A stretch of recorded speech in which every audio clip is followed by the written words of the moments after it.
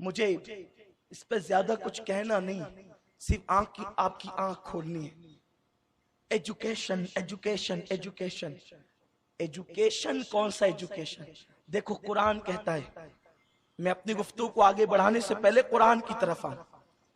कुरान ने एजुकेशन से कभी नहीं रोका, असरी उलूम से भी कभी नहीं रोका, बल्कि जो पहली वही आई वो पहली वही दीनी और दुनियावी उलूम दोनों के साथ आई।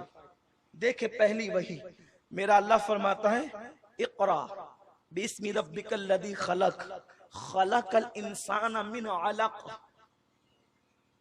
ये पहली वही तो इतनी ही है, इक़रा पढ़िए, पढ़िए अपने, पढ़िए अपने, पढ़िए। इक़रा का मतलब इतने होता है, पढ़िए, इक़रा पढ़िए।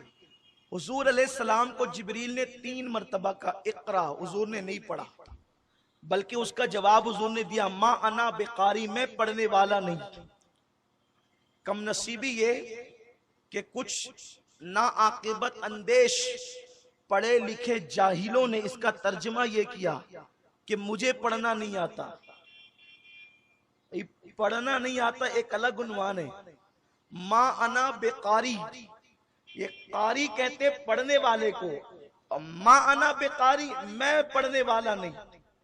हुजूर अलैहिस्सलाम ने ये नहीं कहा कि मुझे नहीं आता, मुझे नहीं आता ये नहीं फरमाया, क्योंकि किसी चीज के लिए कहना कि नहीं आता। जैसे एक मिसाल बताऊं, हमारे मिंबर पर अक्सर आप देखते हैं कि मुझसे पहले खिताब अगर सूफे मिल्लत मौजूद होते हैं तो उनका होता है, लेकिन चूंकि आज बारिश ने पूरा शेड्यूल बर्बाद किया तो इसलिए आज हजरत का खिताब नहीं हुआ। मुझे अफसोस है, मैं चाहता था कि हो लेकिन नहीं हुआ।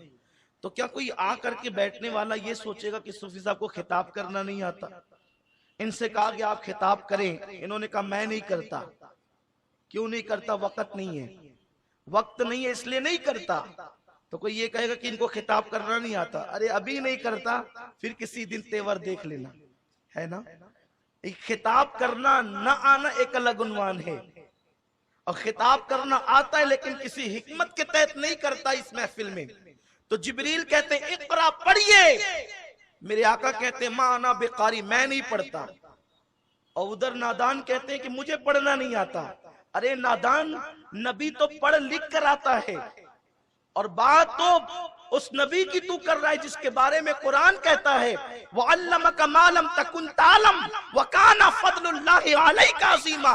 नबी इतना पढ़ करके आता है कि नबी को पता होता है कि किसकी गोद में जाकर क्या करना, किसकी गोद में जाकर क्या नहीं करना। इसलिए कि आम बच्चे जब किसी की गोद में जाते हैं, चाहे सूफी साहब की गोद में जाए, चाहे सैयद साहब की, चाहे हाफिज साहब की, पेशाब आ गई तो पेशाब करेंगे, पाखाना आ गया तो पाखाना करेंगे, लेकिन नबी की शान ये होती है उसे पता होता है कि किसकी गोद में जाके करना क्या है, किसकी गोद में जाकर रहना कैसे है। अगर तुम्हें नहीं पता तो सिर्फ इशारा देकर गुजरना चाहता हूं। देखो देखो, हजरत मूसा अलैहिस्सलाम जब पैदा हुए तो जनाबे मूसा अलैहिस्सलाम जब आसिया की गोद में गए तो आसिया को तमाचा नहीं मारा, फिरौन की गोद में गए तो दाढ़ी पकड़ के तमाचा मारा।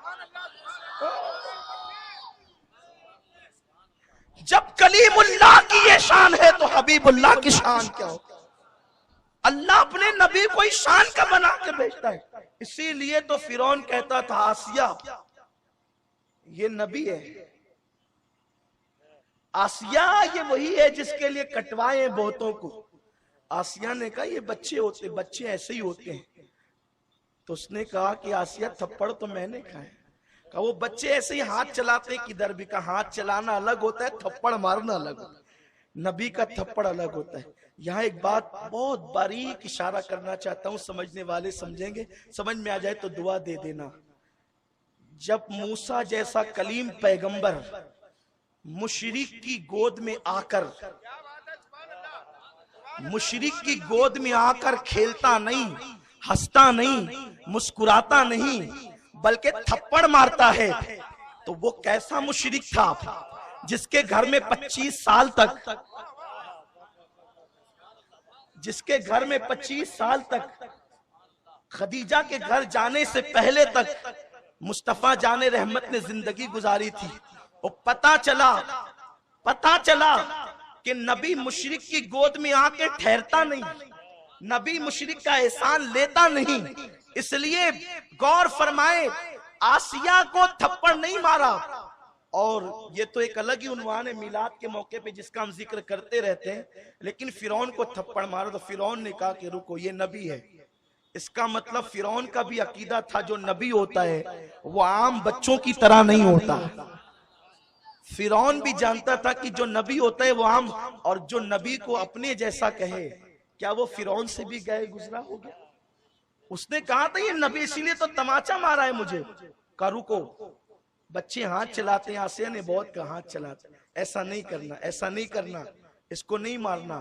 कब मैं इसका इम्तिहान लूंगा, अगर ये नबी है जिसका जिक्र मेरे सामने किया गया है तो मैं फूल रखूंगा और अंगारे रखूंगा। फूल का रंग भी लाल होगा, अंगारों का रंग भी लाल होगा। अगर ये होगा नबी, अगर ये होगा नबी तो ये अंगारों में, ये फूलों में हाथ डालेगा, और अगर वो नहीं है जिसका जिक्र मैं कर रहा हूं तो बच्चा है तो अंगारों में हाथ डाल देगा। इसका मतलब फिरौन का नजरिया है कि नबी इतना पढ़ लिख करके आता है कि वो गोद में भी जानता है कि अंगार क्या है और फूल क्या है। बस मुझे इतना ही बताना था आपसे। मेरा उन्वान ये नहीं, ना मेरे पास वक्त इतना कि मैं इस पे गुफ्तगू करूं। लोग फिरौन से भी गैर गुजरे हो गए, लोग अखलाकी गिरावट में फिरौन से भी गिर गए। फिरौन को पता है, वो ये जानता है कि फूल और अंगारे में नबी बचपन में जो है वो फर्क करता है, क्योंकि नबी होता ही वो है जो मुअल्लिम बनकर आता है, वो किसी के सामने जानुए तलम्मुस तय नहीं करता। तो जनाब जिब्रील ने कहा इक़रा पढ़िए, मेरे रसूल ने कहा मा अना बेकारी, मैं नहीं पढ़ता। फिर दूसरी बार का इक़रा पढ़िए, कहा मा अना बेकारी, मैं नहीं पढ़ता, क्योंकि हुजूर जानते थे क़यामत तक कि इनको बताना है। तीसरी बार का इक़रा पढ़िए, तो फिर कहा मैं नहीं पढ़ता। चौथी मर्तबा जिब्रील ने हुजूर अलैहिस्सलातु व तस्लीम के सीने से चिमट गए। मैं कतन ये नहीं कहता कि अपने सीने से चिमटा लिया, इसलिए कि मेरा मसलक मुकम्मल अदब है। गुलाम के बारे में ये कैसे कह दूं कि उसने आका को चिमटा लिया? वो चिमट गया जिसे जिब्रील कहते हैं, और उसके बाद चिमटने के बाद अब जिब्रील का अंदाज बदला। इक़रा बिस्मि रब्बिकल लज़ी खलक, पढ़िए अपने रब के नाम से। तो जब कहा अपने रब के नाम से पढ़िए तो मेरे सरकार ने पढ़ना शुरू किया। हुजूर पहले ही दिन बताना चाहते थे कि सिर्फ इक़रा अगर होगा तो तबाही होगी, और इक़रा बिस्मि रब्बिकल लज़ी खलक अपने रब के नाम से, यानी मजहब की तालीम के साथ जब असरी तालीम होगी तो फिर तबाही नहीं होगी, फिर आबादी ही आबादी होगी। और फिर उसके बाद फौरी तौर पर साइंसी उलूम का इंकशाफ कर दिया गया। खलकल इंसाना मिन अलक, उस रब के नाम से पढ़िए जिसने इंसान को जो है वो खून की फटक से पैदा किया। ये खून की फटक क्या है? इसी के इंकशाफ का नाम तो साइंस है। तो कुरान ने तो 14.5 सदियों पहले साइंस का इंकशाफ किया, जब लोगों को पता भी नहीं था कि इंसान कैसे पैदा होता है। तब कुरान कह रहा था खलकल इंसान मिन अलक, अल्लाह ने इंसान को खून की फटक से पैदा किया। आप गौर फरमाएं तो कुरान पहले ही दिन से मजहबी उलूम को और जो है वो असरी उलूम को साथ साथ लेकर के चल रहा है, लेकिन तुमने तकसीम कर दी, मजहबी उलूम अलग कर दिए।